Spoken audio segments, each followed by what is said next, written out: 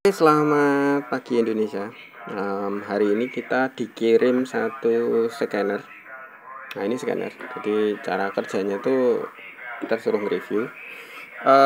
Cara kerjanya itu gampang banget. Yang pertama kita tinggal kontak on ya. Kita kontak on aja. Jebret. Nah, nanti dia sudah connect sendiri. Tuh. Ya. Nah, tuh. Kita ulang ya. Nih. Jadi kita tinggal kayak giniin aja, nggak usah diapa-apain. Kita tinggal kontak on. Dia nanti sudah otomatis mencari ya. Itu V154. Serial numbernya 8 ya. Jadi kita sudah bisa masuk menu ini. Nah, kita hari ini mau review fiturnya, kelemahan alatnya, terus bagaimana cara penggunaannya. Jadi yang pertama, secara fungsional sudah oke ya, tinggal kita colok aja kabelnya, kontaknya on ya kan. Kita ulangi lagi ya, nih biar jelas ya. Nih, kontak on, tinggal kontak on aja, jebret, hubungkan, sukses. Itu ID ECM nya. Oh, ini flashcon nya ini tidak sesuai ya, tapi kalau saya coba dikehin sudah sesuai. Nanti mungkin saya review untuk diperbaiki lagi. Kemudian kita nggak perlu pencet apa-apa ya. Ini tombol konsolnya. Jadi ada 3 tombol konsol. Ini yang tengah ini untuk enter. Kemudian ini up, ini down. Jadi langsung tampilan menu pertama itu adalah RPM dan tegangan baterai. Kemudian coba kita kalau masuk ke menu selanjutnya, ada TPS. Wah, ini tegangannya 0,0. Nah, kenapa kok begini? Jadi langsung tadi itu kita buat DTC ya, DTC kerusakan ya. Tuh. Di situ soket TPS-nya itu kita lepas. Ya, soket TPS-nya kita lepas untuk mendiagnosa apakah scanner ini tuh berfungsi dengan baik ya. Jadi ternyata sesuai kinerja scanner ya. Tuh, di situ TPS-nya itu terbaca 0,0 ya, 0,0 atau tidak ada tegangan. Harusnya normalnya ini akan masuk ke history DTC ya, masuk DTC. Harusnya lagi milnya juga akan berkedip ya. Nah ini milnya ini berkedip, tapi lampunya malah diganti lampu yang variasi ya. Jadi kedipannya nggak bisa dibaca. Nah itu kan jadi repotnya kalau kita pakai lampu variasi di lampu mil ya, kayak gitu nggak bisa kebaca. Susahnya lagi kalau kita nggak pakai scanner. Nah kebetulan ini kita dikirim scanner, katanya harganya sangat murah sekali. Menurut saya sudah sangat terjangkau, di angka 600 itu sudah cukup bagus ya. Ya. O2 nya. Kemudian kita coba naik menu satunya lagi. Ada apa di atas? Nih. Kita coba ya. Nih, biar enak. Ada ECT. Jadi di sini motor ini tidak ada ECT-nya, adanya EOT. Maka di sini dia terbaca 215 ya derajat ya. Nah, kita coba cari. Oh, di sini ternyata ada EOT. Nah, EOT-nya minus 30. Kenapa kok minus 30? Karena EOT-nya kita lepas kabelnya. Jadi kalau ada minus 30 di EOT, itu kemungkinan kabelnya putus, sensornya rusak, dan lain-lain. Nantinya ada gangguan pada sensor EOT. Jadi itu kita lepas ya sensornya EOT ya, yang di bawah sana. Nah tuh kita lepas soketnya. Maka di sini akan terbaca minus 30. Kemudian lanjut lagi, IAT, unit motor ini tidak ada IAT, maka dia akan terbaca 215 ya. Jadi jangan dibaca ya, karena unitnya bit, nggak ada IAT-nya. Kemudian MAP sama, MAP juga nggak ada. Jadi ini tidak usah dibaca. Karena sistemnya auto connect, jadi dia tidak menampilkan hanya unit motor ini saja, tapi untuk frame datanya itu banyak sekali. Jadi maksudnya frame datanya itu gimana sih? Kita coba jelasin dikit ya, bentar ya. Misal gini, motor Honda itu punya protokol komunikasi, misal kirim data ya, datanya keluar 1, 2, 3, 4, 5, 6, 7, 8. Nah ini TPS ya, dan ini apa ya, ini apa. Jadi tidak semuanya motor itu ada, tapi kurang lebih datanya itu sama semua Honda. Makanya kenapa kok bisa muncul begitu? Nah, di sini ada TP-nya. Nah, di sini ada IAT-nya. Nah, di sini ada apanya gitu ya. Dan lain-lain. Nah, yang jadi masalah adalah kawan-kawan kalau lah ini motornya Beat, kok nggak ada IAT-nya? Ya memang nggak ada sensornya. Datanya makanya di sini nanti tulisannya bisa jadi 100 derajat. Nah, karena memang tidak ada sensornya. Jadi perhatikan kalau teknologi di motornya itu nggak ada, maka jangan dibaca sensornya karena itu tidak akan kebaca. Tidak ada sensornya, memang tidak ada. Kemudian lanjut ya, sedikit paham ya. Nanti tidak paham tanya di komentar.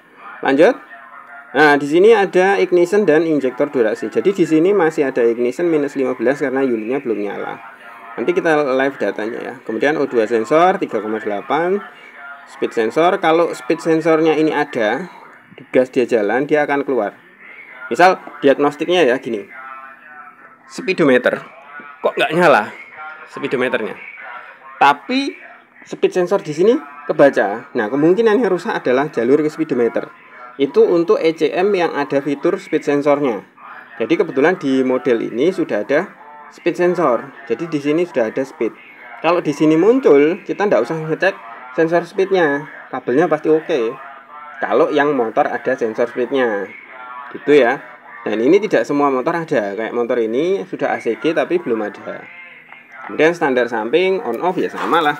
Misalnya kita standarnya tak on off ini ya. Kita onin. Tuh ya, on. Nah, ini off. Tuh ya.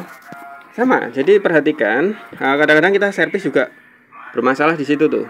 Nah, gimana ini gambarnya? Oh, gini. Jadi kadang-kadang kita servis standar sampingnya itu lupa, nggak di offin. Nah, ternyata di starter nggak bisa, full pump udah nyala tapi mesinnya nggak jalan.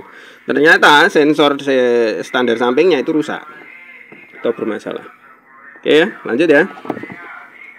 Oke, terus kita up lagi ya, ada apa saja. Full pump status off, EACV off. Kalau dia nyala. Terus tombol starter ya, nanti misalnya kayak gini. Tombol starter ini kalau kita memeriksa sistem FI itu tidak usah nanti diperiksa terlalu jauh, periksa dulu, pencet tombol starternya. Kalau di statusnya ini mau on, relay starter mau on, berarti tombol starter itu sudah on.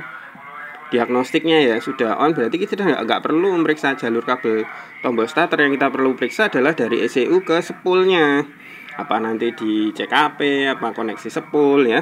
Rata-rata kan kayak gitu. Jadi ini membantu juga. Perhatikan di data ini juga. Terus lanjut, lihat DTC dan reset. Kita coba lihat DTC ya. Ini tekan enter. Enter yang tengah ini. Nah, di sini ada DTC 1 ya. DTC tabel DTC 1, strip 1. Nah, di alat ini ada 6 data. Ada 6 frame.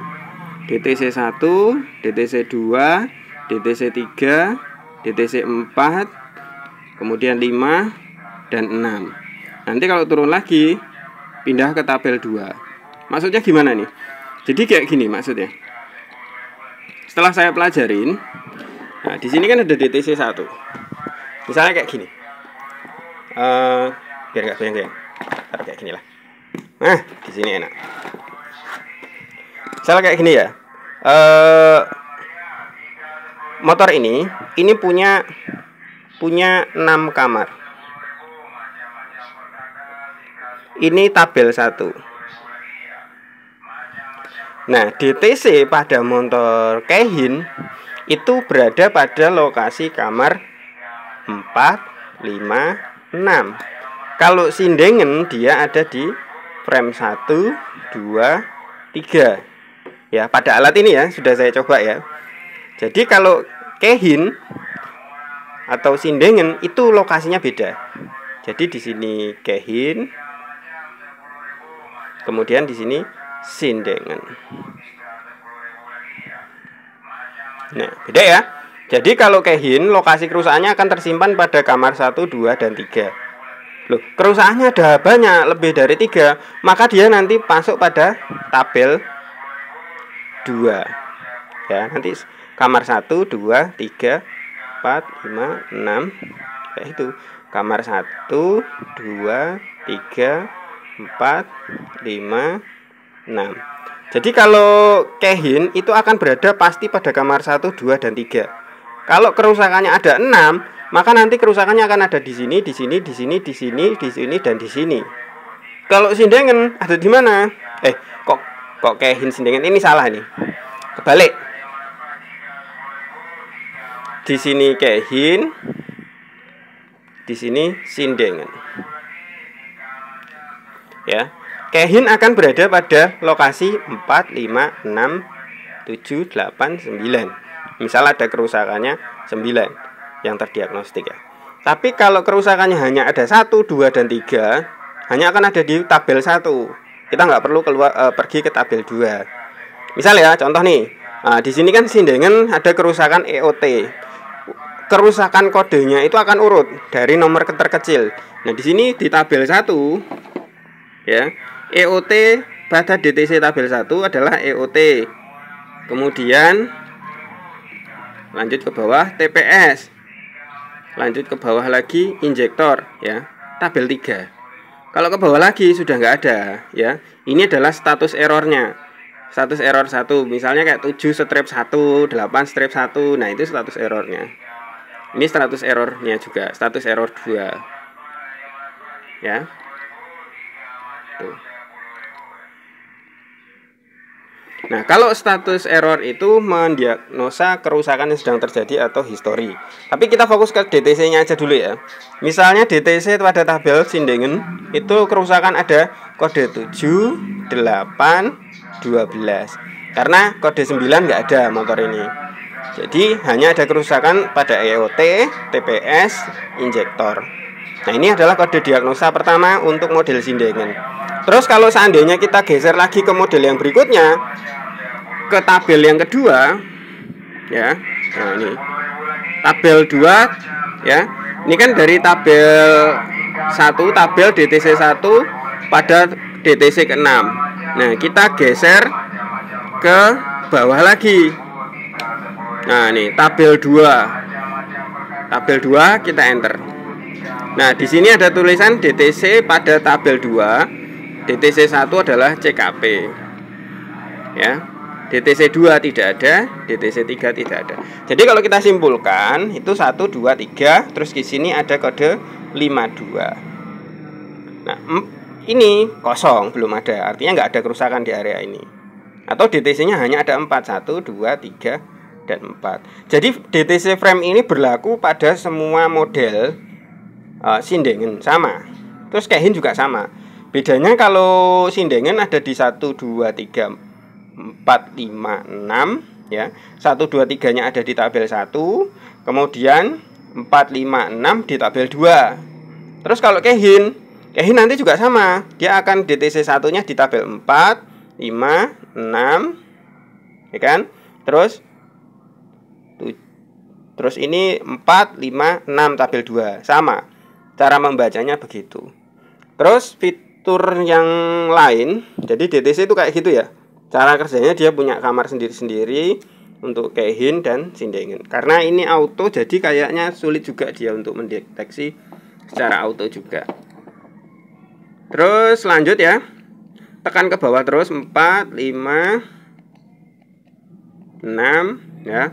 No DTC, tekan lagi sekali lagi. Kita akan diarahkan untuk kembali ke menu utama. Tekan enter. Terus kalau seandainya sudah sampai di menu utama, kita mau reset. Nah, kita tinggal cari ke bawah. Nah, reset atau lihat DTC. Jadi ke bawah itu langsung menu reset dan lihat DTC. Reset, kita tekan enter untuk meresetnya. Iya. Memproses hapus DTC. Harusnya tidak akan bisa terhapus sebelum kita perbaiki terlebih dahulu. Off kunci kontak, on kunci kontak. Ya, full pump belum nyala, artinya kan belum tak perbaiki. Sukses ya. Masuk frame menu. Tuh kan, langsung klik ke bawah. Kita lihat DTC. Wah, kan masih, karena belum kita perbaiki. Jadi nanti di postingan yang kedua kita coba perbaiki dan hasilnya bagaimana. Oke, lanjut di proses yang kedua ya. Kita istirahat dulu. Memorinya saya nggak cukup. Nanti lanjut di proses yang kedua untuk memahami alat ini nih. Alat yang murah ini katanya. Oke. Terima kasih.